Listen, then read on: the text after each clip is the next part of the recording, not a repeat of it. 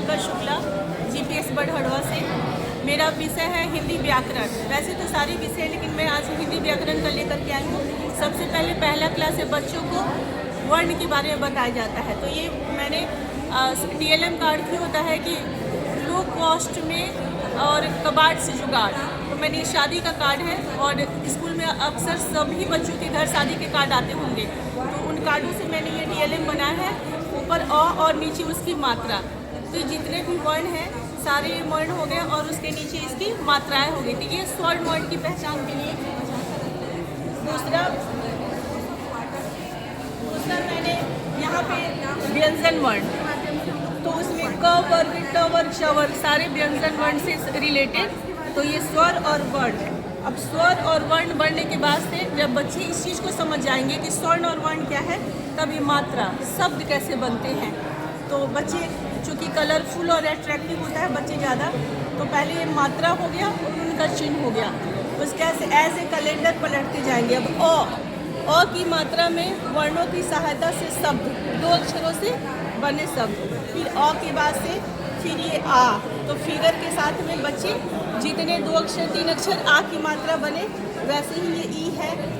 तो कुछ चिड़िया, इमली ऐसे करके डालते गए हैं ई के बाद से। फिर ये बड़ी ई, छोटी ई, फिर इसके बाद से ऊ, उसके बाद से बड़ा ऊ, ऐसे करके पूरा ये है 2 अक्षर से बने शब्द लास्ट में अंग से अंगूर तक समाप्त हो जाते हैं। तो ये एक कैलेंडर टाइप का बना है मात्रा ज्ञान के लिए कि स्वर्ण और वर्णों की सहायता से शब्द कैसे बनाया जाए।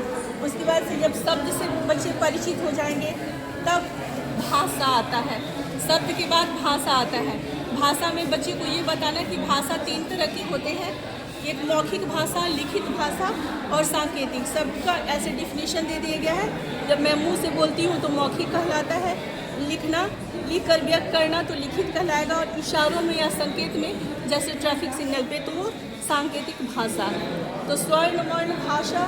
भाषा के बाद से अब जब भाषा बच्चे सीख जाते हैं तब उन्हें बताया जाता है शब्दों का परिवार। ये शब्दों का परिवार है जिसमें शब्द के पूरे परिवार आते हैं। अब प्रयोग के आधार पे जब बच्चे प्रयोग करते हैं शब्द बनाना, तो 2 तरह के शब्द बनाते हैं, एक विकारी और एक अविकारी, जिसमें संज्ञा, सर्वनाम, विशेषण, क्रिया विशेषण, संबंध बोधक, समुच्चयवाचक और विषयादि बोधक। तो ये रहा शब्दों का खेल खेल में कविता के द्वारा। जैसे शब्दों का परिवार एक था, 8 लोग रहते थे, उसमें पहले संज्ञा आती थी, नाम से जानी जाती थी। रामू, पूजा, आम, कानपुर नाम से सबको पुकारती थी। तो ये हो गया शब्दों का परिवार। हाँ, उसके बाद से पर्यायवाची शब्द, थोड़ा सा और विस्तृत 5वीं क्लास के लिए। तो पर्यायवाची शब्द बच्चे ऐसे कठिन लगता है, लेकिन इसे मैंने रोचक बना दिया है दोनों ओर से। अब जैसे फिगर देख रहे हैं, वृक्ष है तो वृक्ष से रिलेटेड सारे पर्यायवाची।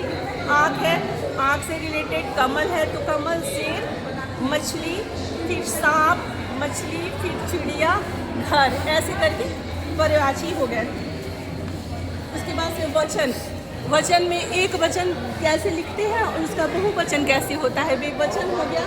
और उसके बाद से शब्द, शब्द का एक ऐसे करके शब्द का बना। उसके बाद से विज्ञान में एक है, ये मैंने बनाया है। ये